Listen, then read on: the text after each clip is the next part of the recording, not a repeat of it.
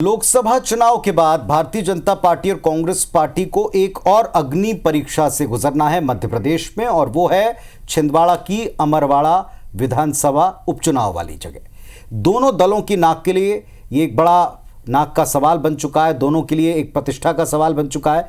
BJP seat पर जीत कर साबित करना चाहती है कि उसने जो 24 में जीत हासिल की उसका असर है, तो वहीं एक गढ़ को छिन जाने के बाद वापस पाने की चुनौती। बिल्कुल, छिंदवाड़ा लोकसभा सीट उसकी कोई जीत जो थी वो तुक्का नहीं थी, बल्कि यहां भी जो जनता है उसके साथ है, बीजेपी के साथ है। तो वहीं कांग्रेस बागी कमलेश शाह को हराकर सबक सिखाने को बेताब है। अमरवाड़ा सीट पर 10 जुलाई को मतदान है और जो मुख्य मुकाबला है बीजेपी के कमलेश शाह, कांग्रेस के धीरेन्द्र शाह और गोंडवाना गणतंत्र पार्टी के देवरावेन भिलावी के बीच है।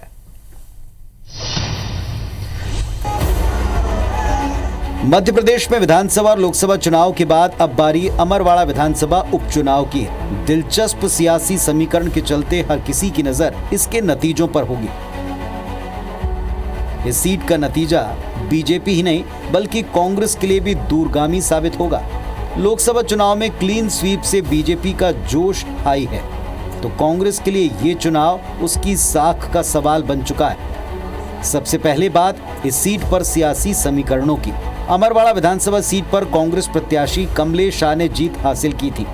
कमलेश के इस्तीफा देकर ऐन वक्त पर बीजेपी में शामिल होने के बाद ये सीट रिक्त हो गई। कमलेश शाह कांग्रेस के टिकट पर 3 बार अमरवाड़ा से चुनाव जीत चुके हैं, लेकिन इस बार वो बीजेपी के पाले से बीजेपी के टिकट पर अपनी किस्मत आजमा रहे हैं। अमरवाड़ा विधानसभा सीट पर 9 बार कांग्रेस जीती, जबकि बीजेपी को महज 2 बार जीत हासिल हुई। 2003 में एक बार इसी सीट पर गोंडवाना गणतंत्र पार्टी भी जीती। 2023 के चुनाव में कांग्रेस के टिकट पर कमलेश शाह ने बीजेपी प्रत्याशी को 25,000 से ज्यादा वोटों से हराया था। लोकसभा चुनाव में बीजेपी को अमरवाड़ा में 15,000 से ज्यादा वोट मिले। सीएम डॉक्टर मोहन यादव के कार्यकाल में ये पहला उपचुनाव है। छिंदवाड़ा पूर्व सीएम कमलनाथ का गढ़ कहलाता है, जिसे बीजेपी ने लोकसभा चुनाव में ढहाने का दावा किया।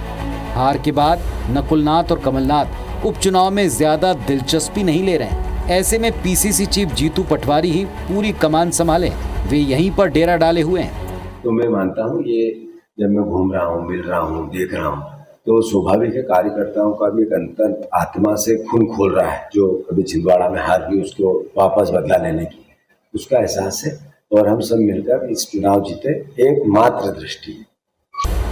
अमरवाड़ा में कांग्रेस कमलनाथ के विकास कार्य और बीजेपी प्रत्याशी कमलेश शाह के दलबदल को मुद्दा बना रही, तो इधर बीजेपी प्रदेश अध्यक्ष वीडी शर्मा और कई सीनियर नेता पूरा जोर लगाकर प्रचार में जुटे हैं, विकास का दावा कर रहे हैं। सीएम मोहन यादव जल्दी अमरवाड़ा में चुनावी सभाएं करेंगे। दोनों पार्टियों की जीत के अपने अपने दावे। जीतू पटवारी सिर्फ अपनी प्रासंगिकता के लिए वहां खड़े हैं। जब वो सभाओं में जाते हैं, वहाँ के मूल गांव और स्थानों का नाम तक वो अपने मुंह से उच्चारित नहीं कर पाते हैं। और कमलनाथ और नकुलनाथ विदेश में छुट्टियां मना रहे हैं। जब ये हाल कांग्रेस के संगठन का होगा तो परिणाम सबके सामने, भाजपा की प्रचंड विजय होगी। जो आने वाले उपचुनाव है, इसमें जिन्होंने कांग्रेस छोड़कर भारतीय जनता पार्टी का दामन थापा है, ताकि इससे स्पष्ट हो सके कि जनता वहाँ की अपने आप को ठगा सा महसूस कर रही है। खरीद फरोख्त कर पैसे में, दबाव में, राजनीतिक लालच में जो पार्टी के साथ गद्दारी करी है, वहाँ की क्षेत्र की जनता के साथ गद्दारी करी है, उसका सबक सिखाने का समय है।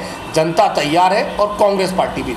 अमरवाड़ा में गोंडवाना गणतंत्र पार्टी का जनाधार भी मजबूत रहा है। ऐसे में यहाँ त्रिकोणीय मुकाबले की उम्मीद है। यही वजह है कि कांग्रेस और बीजेपी को इस बात का डर है कि जीजीपी दोनों में से आखिर किसका वोट मारेगी। देखना होगा कि इस बार छिंदवाड़ा की अमरवाड़ा सीट पर बीजेपी अपना दबदबा कायम रखती है या कांग्रेस खोई जमीन को दोबारा हासिल कर पाती है। विवेक पटैया, IBC 24, भोपाल।